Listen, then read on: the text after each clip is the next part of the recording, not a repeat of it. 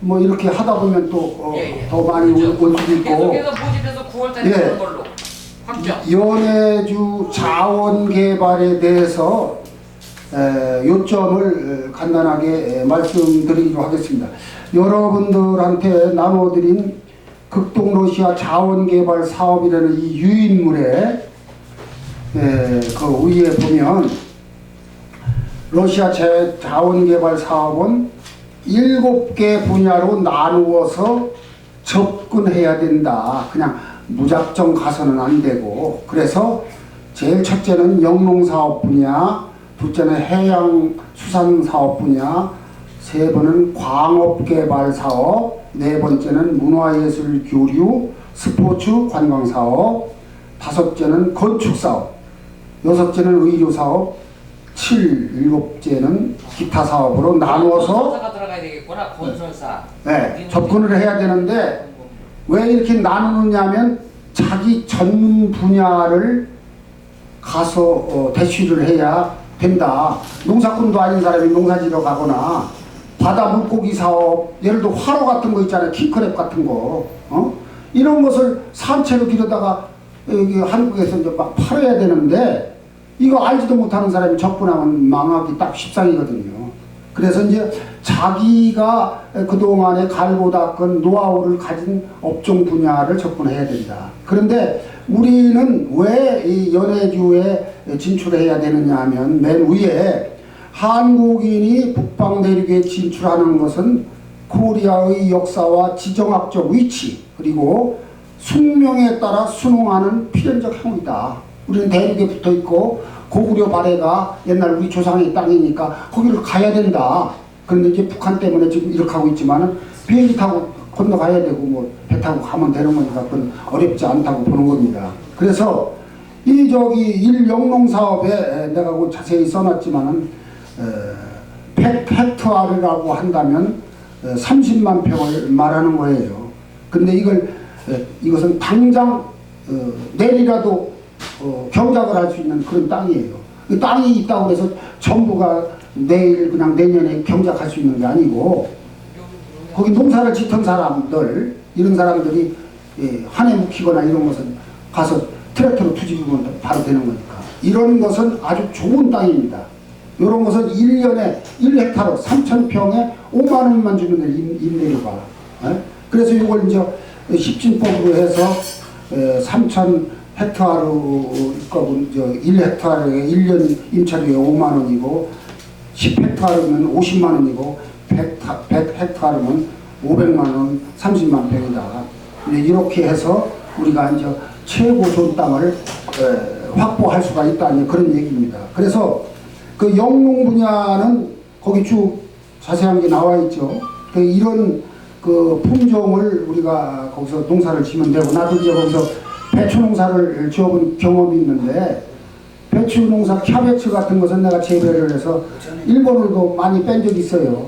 그리고 이제 한국의 고랭지 채소라고 그래가지고서 무공해, 무농약한 거, 그런 것을 한국에 들여다가 농가에 이렇게 보급을 하면 상당히 효과가 좋을 것이다. 그리고 그 3번에 케냐프라는 게 있는데, 여러분들 그 휴대폰에다가 한글로 케냐프를 쳐도 나옵니다.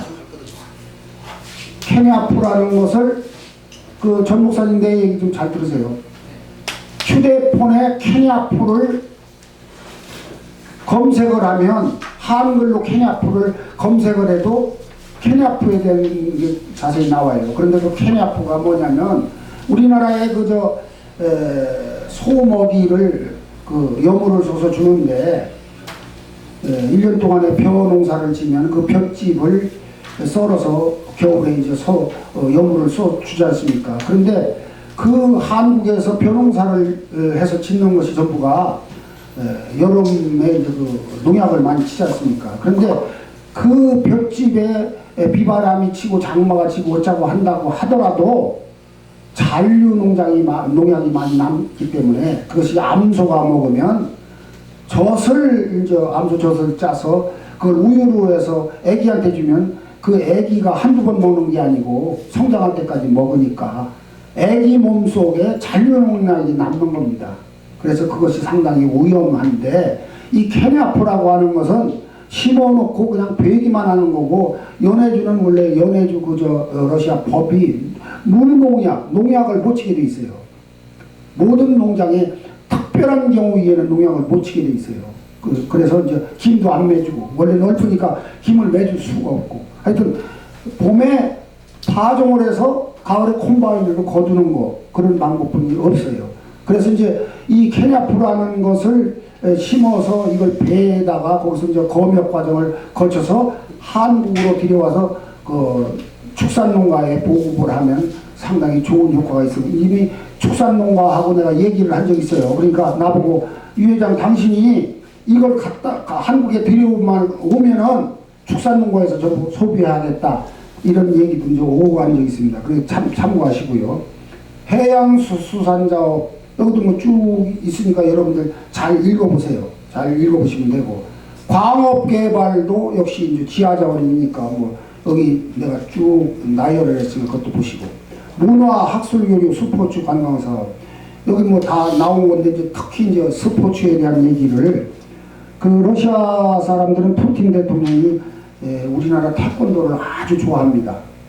그 내가 기억으로는 박근혜 대통령 때인지 이명박 대통령 때인지 박근혜 대통령 때인가, 하여튼 뭐 우리나라를 푸틴이 방문을 했는데 한국 대통령과 러시아 대통령이 정상 간에 회담을 하기로 약속을 하고 푸틴을 왔는데, 오후 1시인가 그때가 이제 정상 간에 만나기로 이미 외교 통로를 통해서 약속을 했는데, 푸틴이 한국에 와서 그 약속 시간을 만나는 게 아니고 우리 한국의 태권도 협회에 가서 명예 구단증을 받고 태권도 도복을 지가 그 개인적인 볼일을 본 다음에 한국 대통령과 만나는 그런 이 일정을 소화한 적이 있어요. 그래서 한국 언론에서도 참 기가 막히다 이런 얘기를 했는데, 원래 푸틴이 로마 교황청에 약속을 하고도 교황하고도 그렇게 일방적으로 그렇게 파토를 내고 그랬답니다.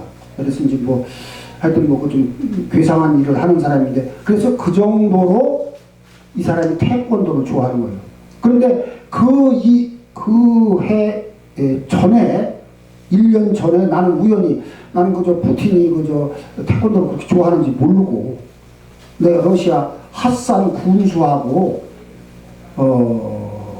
얘기를 하다가, 아니 러시아의 당신네들 나라에는 뭐가 중요한 현안 문제가 뭐냐고 내가 물으니까 제1차가 청소년 마약 문제라는 거예요. 둘째는 이 성이 너무 개방이 돼서 곤란해 갖고서 그게 또 문제고, 셋째는 이제 게을러서 일을 열심히 안 한다는 거예요. 그래서 내가 다른 건 뭐 내 능력으로 다 할 수는 없고, 마약 퇴치, 청소년 마약 퇴치에 대해서 난 자신을 가지고 있다. 그러니까 깜짝 놀라는 거예요. 전도하면 되겠네요. 뭐 그것도 뭐. 하나님. 그래서 전도는 뭐다 예수 믿는데 뭐. 예수 믿어요? 거기는 러시아 정교회가 있는데 우리보다 예수를 더 오래전부터 믿었죠. 하여튼 그랬는데 감옥에 구치소를 데리고 가는데 그냥 청소년 마약 사범이 많은 거예요. 그래서 이제 내가 유 회장 당신 미스터 유 어떻게 해서 마약을 퇴치할 수 있냐. 그래서 태권도라고 하는 것이 올림픽 스포츠 종목 아니냐. 그런데 올림픽 종목에 여러 가지가 있잖아요. 뭐 축구도 있고, 뭐 권투도 있고, 레슬링도 다 있고. 그런데 거기에 도자가 붙은 걸 니들 봤냐. 근데 이제 도에 대해서 내가 이제 설명한 거예요. 걔들은 유럽 문화이기 때문에 한문을 안 쓰니까. 근데 도라는 것은 심신을 수련하는 그런 하나의 방법이다. 그러니까 단순하게 육체를 단련하는 것이 아니고 정신 수양까지도 겸해서 하기 때문에 이 도를 닦는 것이다. 단순한 스포츠가 아니다. 그래서 마약 사범 청소년 애들을 100명이면 나한테 6개월, 2차로 1년 정도만 맡겨주면 한 80%는 100명이면 80%는 아니 좀 간단하게 해주셨으면 좋겠네요. 아니 이거 중요한 거니까. 아니 마약 그런 거는 뭐 나중에 그래? 지금 핵심적인 거 요거는 좀 다 말씀하신 것 같은데. 그래 요거 끝내보소. 요것도 그거 그래서 왜 내가 이걸 강조하느냐면 우리나라 실업자가 많잖아요. 태권도 사범을 그 태권도가 저 어디 카나다나 미국에서 우리나라 태권도 사범들이 활약을 해서 성공을 했잖아요. 그런데 그 태권도 사범이 한 사람이 먹고 살 수 있는 인구가 2만 5천에서 3만이에요. 2만 5천에서 3만 명당 태권도 사범이 하나 가면 먹고 사는 데는 지장이 없는 거예요. 그러니까 우리가 여기서 이 선교 방송에서 태권도 사범을 1억 4천이 있는 러시아에 파견해서 이 실업자를 해소하는 데도 도움이 되고 우리가 돈을 버는 데도 도움이 되자. 그걸 우리가 주도해서 하자. 여기서 어정쩡하지 말고 그냥 많이 가야 되겠네. 그렇죠. 그래서 이제 태권도에 대해서 내가 이제 그걸 설명하느라고 이제 그렇게 하는 거고. 그리고 이제 건축 사업은 러시아 그 소비에트 연방이 이제 무너지고서 고르바초프하고 옐친이 있을 때 이제 무너져서 그 헌법을 전부가 그 자유민주주의로 바꿨어요. 단지 토지제도만 러시아 국유화로 돼 있지 전부 바꿨다고. 그래서 시장 경제도 받아들이고 다 이제 받아들였다고. 그런데 옛날에 소비에트 연방이 무너지기 전에는 의식주를 정부에서 전부 공급을 했잖아요. 근데 이제 헌법을 바꾸고 난 다음에 니들이 알아서 먹고 살아라 하는 바람에 브라디보스톡이나 이런 데 가보면은 시골에서 농사 짓던 사람들이 전부가 이제 의식주를 공급을 안 해주니까 전부 도해지로 나와서 품이라도 팔아먹는다고 나왔다고. 그 전에는 뭐를 했냐? 그 집단농장에서 콜호주, 서프호주라는 게 있잖아요. 그 집단농장에서 농사를 열심히 지어서 정부한테 갖다 곡식을 갖다 바치면 거기서 이제 의식주를 공급받고 살았는데 이제 러시아가 되면서 소비에트 연방이 무너지면서 니들이 알아서 먹고 살아라니까 전부 도해지로 나가서 시골에 가보면 빈집이 많다고. 그것도 엄청 큰 집이 많다고. 그러니까 우리가 농사를 지러 가면 살 집 이런 곳이 많이 있다고. 그렇게 옛날에 내가 2004년부터 다녔는데 2004년도에는 진짜로 공짜로 살으라는 집도 많았는데 요새는 이제 그렇지 않고 시간이 좀 흘러서 그 싼 값으로 이렇게 임대를 해서 살 수도 있고 뭐 매입도 할 수 있고 이제 그래요. 그리고 이제 집은 건축물은 그것은 사고 팔 수가 있어요. 토지에 대해서는 정부한테 임대를 해야 되지만 이미 법적으로 집이 지어 있는 것은 사고 팔 수가 있어요. 개인재산화에 있으니까. 그래서 이제 건축 사업이라는 것은 브라디보스톡만 해도 그 낡은 건물이 많아요. 근데 가서 리모델링 사업만 해도 이거 상당한 좋은 업종이 있다고요. 참고하시고. 맞아요. 그 인테리어 업자가 들어가면 되겠다. 그리고 이제 의료 사업 같은 것은 그 러시아의 이제 공무원들이 한국의 의료 수준이 발달했다고 하니까 이제 선진지 견학이라고 해서 여기 이제 한국의 종합병원을 전부 와본 거예요. 공무로다가. 와보니까 놀래가 여기 천국이야, 대한민국은. 그래서 우리가 가면은 내가 무슨 병이 어떠니 뭐가 어떠니 좀 하여튼 이렇게 갖다 붙여주면 중간에 이제 이렇게 안내했다고 있잖아요. 이것도 정식으로 허가를 받아서 갖다 붙여주는 사업을 해야 된다고. 그럼 종합병원에 갖다 주면 일건당 얼마를 받잖아요. 그런데 그런 사람들이 러시아는 많아요. 그리고 고려인도 다 죽어가는 사람 내가 여기다 이렇게 해서 살려준 적도 있고 그렇다고요. 그래서 이제 의료 관광 사업 이런 것도 많이 해야 되고. 그리고 나머지 뭐 기타 사업 이런 것도 하여튼 읽어보면 다 압니다. 그래서 이런 좋은 사업을 아까도 이제 여러분들 오시기 전에 내가 얘기했지만은 아니 기독교 교인들이 막 기도하고 오연이 때 얘기할 때 뭐 이 세상이 이렇게 험하고 말이지 부정 비리가 많고 비양심이 많고 도둑놈 많고 거짓말 많이 하고 그러니까 성경에 나온 그 말씀대로 인생을 살게 하나님 왕국을 이 땅에 건설해달라고 막 기도하고 그러잖아요. 그냥 기도 안 해요. 그냥 땀을 치가며 울어가면서 괴성을 지러가면서 하는데 아니 그 넓은 땅에 가서 거기다가 하나님 왕국을 만들자니까. 하나님 왕국을 만드는데 내가 러시아 정부하고 임대차 계약을 맺은 것만 해도 내가 3,000헥타르 1헥타르가 3,000평이니까 3, 4는 900만 평을 내가 가지고 있다고. 근데 900만 평을 내가 농사를 지어야 되는데 농사를 짓는 게 그냥 맨입으로 손만 가지고 가냐. 씨앗도 사야지. 농기계도 있어야지. 근데 거기는 하루 일당이, 거기 현지인 하루 일당이 12,000원이요, 우리나라 돈. 12,000원. 여기 지금 한국에서는 시골에 농사 한참 짓고 그럴 때는 10만원씩 해, 10만원. 12,000원이면 하루 일당. 근데 그 사람들은 게을러서 아주 그냥 70년 동안 공산주의를 해서 몸에 게으른 게 배 있어요. 그래서 한 3일 동안 일을 하고서는 그 매일 주거든요. 그럼 그걸 가지고 연락도 안 하고 전화도 안 받고 안 와. 내일 당장 일을 해야 되겠는데. 그럼 한 2, 3일 지나면 또 전화가 와.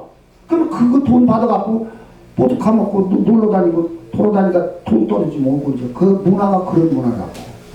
그런 데 가야 뭔가 자리매김을 해요. 그렇죠. 그래서 이제 우리나라에서는 발붙일 데가 없어. 그래서 우리가 먼저 이건 기독교 정신으로, 물론 거기는 뭐 다 같이 예수를 믿지만은 러시아 정교회라고 하는 것이 러시아 공산주의 문화와 이게 퓨전이 돼 있는 거예요. 섞여 있다고. 그래서 신앙은 예수를 믿기는 믿는데 아직 그 공산주의 문화의 잔재가 70년 동안 잔재하고 이게 뒤에 엎어져 있다고. 그러니까 이게 우리나라처럼 새마을 운동 이런 게 되지를 않는 거예요. 거기 공무원들도 우리나라 새마을 교육을 받은 사람들이 많아요. 러시아에 선교사로 가신 분이 한 20년 됐는데 네. 아주 부부가 아주 저기 거기서 지금도 열심히 하고 있어요. 근데 거기 이제 미안한 얘기인데 러시아의 선교사들을 내가 아는 사람만 해도 한 50명이 돼요. 근데 그 중에서 90%는 사기꾼이요. 90%는. 왜냐하면 근데 내가 물어봤어. 아니 그런데 당신네들 무슨 돈 가지고서 여기 와서 그렇게 하고 있느냐. 그러니까 각 교단마다 북한 선교한다고 예산을 세워달라고 하는데 북한 선교. 그래 여기서 이 서울 중앙 그 교단의 본부는 거기는 이제 두만강하고 연해주하고 붙었잖아요. 그러니까 붙었으니까 거기에 북한 주민을 이렇게 접촉할 수 있는 기회가 좋겠구나 이렇게 단순하게 생각하는 거예요. 거기는 예수 믿는다는 얘기를 북한 노동자가 거기 와서 했다가는 그것만 알았다면 그놈 초용이야. 가능하지도 못하는 얘기를 해서 여기 중앙교단에서 예산 빼다가 거기서 일종의 우리 눈으로 볼 때는 사기꾼이야. 그런데 성공하고 사는 선교사도 몇이 있어요. 그 유명한 공무원 생활도 하고 그런 사람이 있어요. 그래서 우리 여기를 본부로 해서 연해주 선교와 연해주에다가 하나님 왕국을 세우자 이런 인식을 가지고 있는 사람들, 이런 사람들은 새로운 각오로다가 거기를 가자고. 근데 땅이 얼마나 비옥하냐? 거기는 걸음도 줄 필요가 없어. 근데 이제 여러분들 뭐 지나간 얘기를 하나 간단하게 하고서 내가 이제 끝내겠는데, 대순진리회라고 하는 그 이상한 종교 있었잖아요. 그 사람들은 그 강증산이 믿는 사람들이요. 강증산이가 지가 뭐 하루에 3개로 있다가 뭐 인간 강증산으로 내려왔다나 어쨌다나 하여튼 그런 사람들인데, 그게 이제 포천에 있는 대진대학교가 거기서 세운 거예요. 그리고 지금 저 텔레비에 나오는 상생방송이라고 있잖아요. 그게 강증산이 믿는 사람들이 만드는 방송이야. 하여튼 근데 그 사람들이 대순진리에서 연해주에서 얼마나 넓은 땅을 농사를 지었느냐. 2억 평을 농사를 지었어. 2억 평. 2억 평이면 서울시만한 땅이에요. 그런데 내부 거기 이제 여주파하고 중곡동파하고 서로 내분이서 싸우다가 여기도 망해서 지금 법정관리에 들어가 있고, 거기도 이제 여주파가 있고 중곡동파가 거기 파견된 요원들도 거기서도 또 싸움이 붙고 그래서 거기도 망하고 여기도 망했어요. 그런데 그 사람들이 망하기 전에 농사 짓는 데를 가봤는데 어마어마하게 농사를 지었다고. 그렇죠. 그런데 고무단에 현대 정주영 회장이 물론 살아 계셨을 때 왕 회장이 브라드비오스톡에 현대 호텔을 짓는데 제일 좋은 걸 짓다고. 저기 5성급 호텔을 짓는 거지. 근데 요전에 그 사드 문제 때문에 한참 어쩌고 저쩌고 했잖아요. 근데 그때 롯데가 중국에서 쫓겨나면서 야 이거 기왕에 이쪽에서 말이야 동북아 쪽에서 이렇게 사업을 하다 그냥 한국으로 들어가기도 못하다 그래서 현대하고 협상을 해가지고서 현대도 2억 평 농사를 짓어요. 호롤 지역이라고 하는 데가 아주 비옥한 땅인데 2억 평 농사를 짓는데 대순진리에는 16개 농장이 연해주 여러 곳에 분포한 것을 전부 더하면 2억 평이었는데 현대는 밭 한 배미가 2억 평이야. 승용차를 이렇게 타고 가잖아요. 30분 40분을 가도 여기 콩밭 여기 옥수수 밭이 미국처럼 끝이 없이 펼쳐집니다. 그랬는데 사드 문제 때문에 롯데가 거기서 철수하면서 현대하고 협상을 벌여서 그 정부가 롯데가 인수했어요. 현대 걸. 그리고 현대 호텔도 인수를 해서 지금 롯데 호텔이 됐다고.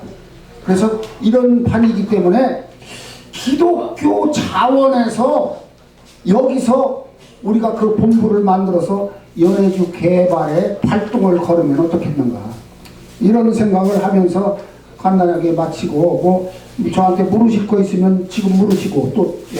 예를 들면 이제 연해주에 이제 그 농사를 지어가지고 네. 수확을 하잖아요. 네. 그러면 뭐 거기서 잘못 잘 하는 것만 가지고 안 되잖아요. 네. 이제 국내에 와서 네. 그래 뭐 남한에 팔든지 아니면 뭐더 필리핀에 팔든지 팔려 그러면은 네. 남한에 가져올라 그러면은 네. 그 또 세금이 또 많이 물어야 되지 않습니까? 그래도 그게 무슨 문제가 있냐면 그걸 이제 저 콩은 그 1차 가공 이상의 가공을 하면은 0.3%인가로 이렇게 떨어져요. 콩 가루를 만든다든가 예를 들어서 뭐 두부를 만든다든가 이렇게 메주를 쓴다든가 하면 그렇게 떨어지는데 콩을 그냥 농사진 그대로 가지면 400%야 관세가. 그럼 농사 줘서 400% 내면 그 장사가 안 되지. 그런데 콩이나 벼농사나 이런 것은 러시아는 농업국 한편으로 또 농업국이라고. 근데 정부가 다행히 수매를 해줘요. 그러니까 우리는 농사를 지어서 꼭 한국으로 데려오는 게 목적이 아니라 소득을 올리게 하는 게 목적 아니에요. 그러니까 한국으로 관세나 이런 것을 물어서도 들여와도 이익을 창출하는데 손해가 없다면 들어오기가 못하면 그 정부에다가 손해를 하거나 러시아 시장에다 팔으면 됩니다. 그런 방법을 해야 돼요. 농산 문제는. 러시아 그 연해주 자체 시장에다 판다고요? 정부가 수매해 주니까. 아 수매를 해주니까. 그리고 또 우리가 그냥 개인적으로 팔아도 돼. 네. 그런 방법이 있어요. 그리고 이제 배추 농사. 그 내가 지금 앞으로 가장 하고 싶은 것은 가장 손쉬운 게 이제 양상치라고 있어요. 양상치. 여러분들 양상치 먹어봤죠? 양상치는 우리 시장에서 사계절 내내 항상 부족해. 공급이 부족해. 수요가 더 많은 거지. 그래서 양상치 농사를 지면 그것도 그렇게 무거운 게 아니기 때문에 비행기로다도 올 수가 있습니다. 광업은 저기 무슨 뭐 여기에 만약에 무슨 청설탱이나 구리를 어떻게 그렇죠. 관건을 사거나 그 관건을 가진 사람하고 합작을 해서 거기 이제 그런 게 많이 있으니까 내가 뭐를 저기 텅스텐 생산해야 되겠다, 구리를 생산해야 되겠다. 그럼 찾으면 거기 그런 거 가진 사람들이 많이 있어요. 한국 사람을 만나기를 원하는 사람이 많이 있어요. 그럼 그 사람들하고 합작해서 하거나 뭐 관건을 완전히 사거나. 근데 연해주인데 네. 고기가 어느 지역이 되는가? 여기가 두만강이고. 아 두만강이. 네. 그리고 여기까지가 이제 땅끝 아니에요? 예. 여기가 이제 중국하고 러시아하고 북한하고 삼국이 국경 지역이거든요. 네. 여기가 거리가 17km뿐이 안 돼요. 여기서 17km거든요. 그러니까 17km는 러시아하고 우리가 직통을 하는 거죠. 두만강을 건너서 직통을 하고 여기는 이제 중국을 거쳐야 되죠. 아니 그러니까 지역이 연해주인데 어느 지역이? 여기 연해주라고 썼잖아. 그저 연해주예요? 이렇게 이건 중국이고 무슨 핫산 무슨 핫산이라는 데가 바로 여기지. 그러니까 북한에서 두만강을 건너서 첫 번째 기차역이 핫산입니다. 핫산. 네. 그리고 그래, 내가 그거 물어봐. 그러니까 우리나라식으로 하면 핫산군이야, 핫산군. 여기 한 3만 5천이 살아요. 3만 5천이 살으니까 태권도 사범이 한 사람은 먹고 살 수 있어. 여기가. 우리 친척들이 거기 있기 때문에 내가. 대충 그러고 필요하시다면 저한테 전화를 하시고 인터넷 그 검색창에 전화번호 갈 수 있어요? 예. 전화번호 010 예. 5024 3377 전화하게 되겠습니다. 유진각이. 유진각? 네. 그리고 여기 인터넷 검색창에 연해주 개발 유진각이를 치거나 월드 더바자를 치면 여기 그냥 연해주 자료가 쫙 나옵니다. 그러니까 내가 올린 거, 기자가 올린 거 이게 많이 나오니까 참고하시라고요. 자, 이상으로 마치겠습니다. 감사합니다.